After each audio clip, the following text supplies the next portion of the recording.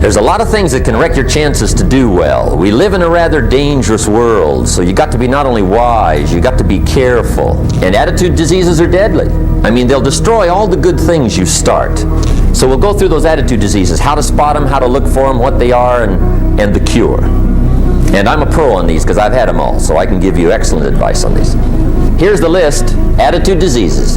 Number 1 is indifference. The shrug of the shoulder. The guy's not even concerned. He's just drifting. There's one problem with drift. You cannot drift to the top of the mountain. The guy says, well, I can't see getting all that worked up. Well, to be any kind of winner, you gotta get worked up. Here's the key to the good life. Learn to put everything you've got into everything you do. Whatever you are doing, pour it on. It will quickly open up into opportunity or quickly disclose to you that you ought to be doing something else. The delusion is, if I had a better job, I'd really pour it on. See, that's delusion. Wherever you are, pour it on. See, that'll help change your life. Get rid of this disease. Here's the next attitude disease, indecision. Mental paralysis. The guy can't make up his mind and it becomes a disease. Pretty soon he knows he's got it. The guy says, well, I know I'm on the fence. But he says, what if I get off on the wrong side? Listen, after a while it doesn't matter. Just get off. Any side will do. Here's the best way to live. One way or the other. That's best. Pick a direction and go with everything you got. Just pick one and go. Somebody says, yeah, but what if it's the wrong direction? You'll find out quicker. A life full of adventure is a life full of many decisions. The ones that turn out to be wrong give you better experience to make better decisions. So don't see how many decisions you can get out of, see how many you can get into. That's where the adventure is. So shake off this disease, indecision. The next one is doubt. Doubt's like a plague. And one of the worst is self-doubt. There are many, but that's one of the worst. The guy doubts himself, doubts if it'll last that long for him, doubts if he can do that well, doubts if he can make that much, doubts if he can accomplish all that. A chronic, excellent self-doubter. You can imagine what damage that does to your future. So here's the key. Turn this coin over and become a believer. And there's many things to believe in. One of the majors is yourself. The understanding of self-worth is the beginning of progress. Now, if those three don't get you, this one will. Worry. That's a devastating disease. Worry. Worry causes health problems, social problems, personal problems, family problems. It's devastating. Worry long enough, it'll drop you to your knees. Could reduce you to begging. I know how bad this one is. I used to have it bad. I used to be known as a super worrier. Not a super warrior. No, super worrier. My family wished I'd have been a warrior. I got those years to make up for. But I'll tell you what. My advice to you is do what I finally did on worry. Give it up. Who needs it? I'm not saying it's easy. I'm saying it's worth it. It took me almost 1 year to kick the worry habit, and it was not an easy year. It was one of the toughest years I ever spent, but I finally got that monkey off my back. And I discovered you could live the most incredible life free of worry. Not free of challenge, not free of difficulty, free of worry. I learned how to do it, and you can. Here's the next attitude disease. Over-caution. Some people never will have much. They're too cautious. Now, you can also be too reckless, but you can also be too cautious. This is called the timid approach to life. And my caution was always the risk. Risk used to drive me right up the wall. I used to say, what if this happens? It's called the language of the poor. What if this happens? And on top of that, if this was to happen, look at the fix I'd be in. I better not try. I could always ace myself out. Then I'll tell you what changed my whole life when I finally discovered it's all risky. The minute you were born, it got risky. If you think trying is risky, wait till they hand you the bill for not trying.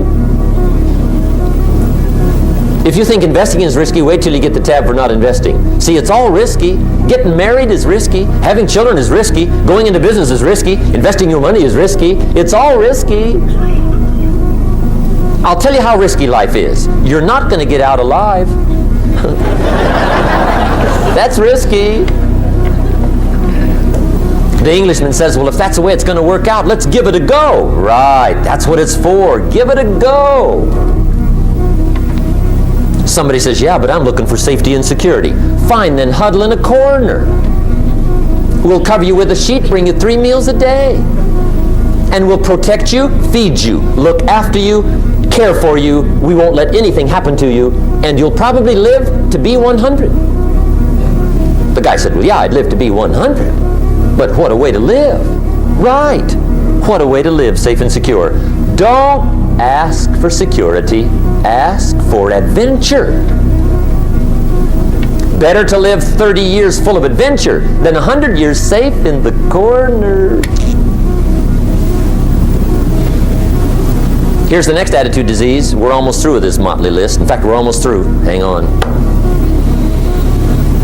The next one is pessimism. Pessimism, the deadly disease of always looking on the bad side, the problem side, the difficult side, checking all the reasons why it can't be done. The poor pessimist leads an ugly life. He doesn't try to figure out what's right. He tries to figure out what's wrong. He doesn't look for virtue. He looks for faults. And when he finds them, he's delighted. How ugly. This is the poor guy who looks through the window, doesn't see the sunset. He sees the specks on the window.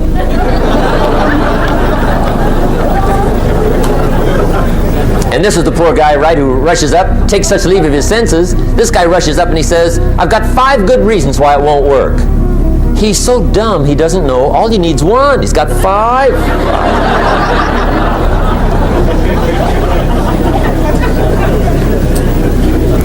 To the pessimist, the glass is always half empty. To the optimist, the glass is half full. Why would the same measure affect people 2 different ways? Answer, it all depends on how you look at it.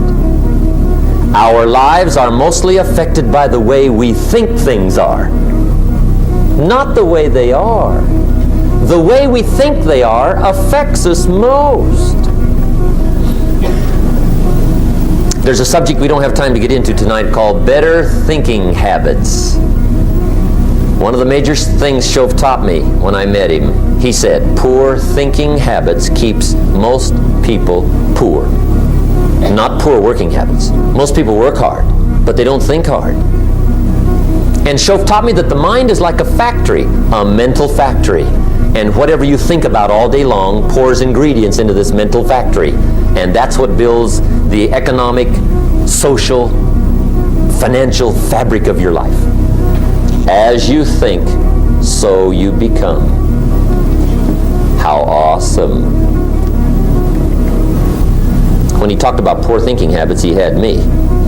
I used to start the day reading the morning newspaper. I mean, you can believe that or not. I'd get a cup of coffee and read the paper. I'd load up on wars and riots and murders and stabbings and killings and bank robberies and muggings and car wrecks and tragedies. I'd even read the back pages. I seem to like that stuff for some weird reason. I'd load up on all that, and then I'd start the day. You can imagine the kind of days I used to have. You walk around on your financial knees. They call you economic peewee. The guy says, I want to be a great leader. Wonderful. The first thing we do is follow him to his house. When we get there, we walk in and check his library, number 1. Somebody says, well, why check his library? The reason is because What a man reads pours massive ingredients into his mental factory, and the fabric of his life is built from those ingredients. You would not believe what some people have got in their house to read. You would not believe. One of the best dressed up words I know for a lot of it is trash. Can you imagine dumping a barrel of trash into this mental factory every day and coming out with a rich, dynamic, positive life? It can't be done. You might as well try making a cake with cement. The kids back in Danbury, Connecticut, high school, they're asking me questions one day. I'm talking to the kids. Kids got good questions these days. One of them said to me, Mr. Rohn, how do you build the good life? I said, it's simple. It's not easy, but it's simple.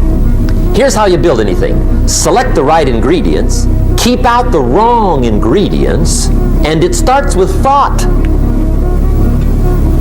Everything starts with thought. So you must be wise and careful what you think about, because that starts everything. I asked the kids, what would happen if somebody dropped sugar in my coffee? They said, well, you'd be okay. I said, what if somebody dropped strychnine in my coffee? They said, well, you'd be dead. I said, correct. Lesson 1. Life is both sugar and strychnine. You gotta be careful. I said, what if my worst enemy drops in the sugar? They said, will you be okay? I said, what if my best friend, even by accident, drops in the strychnine? They said, well, you'd be dead. I said, correct. Lesson 2, watch your coffee.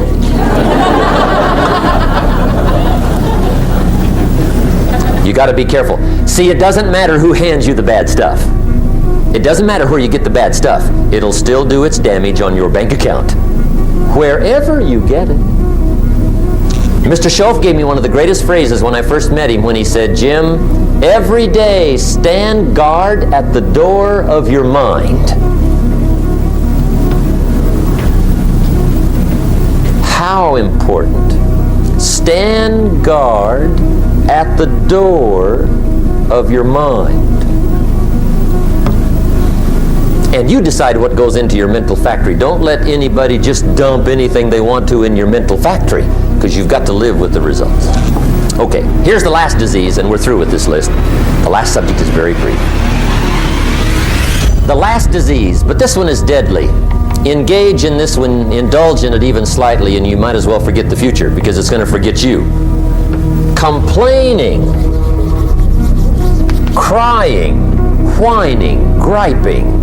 A Bible word called murmuring. See, that'll ace your future.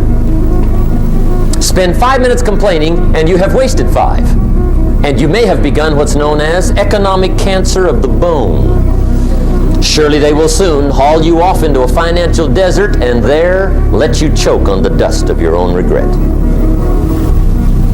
I hope I said that well, so you won't forget. It's a deadly disease. Just be on the lookout of the things that can destroy all the good you start. The war is on. And this evening, tomorrow, mentally, personally, socially, economically, you got to make sure you're winning the war. And this is part of it.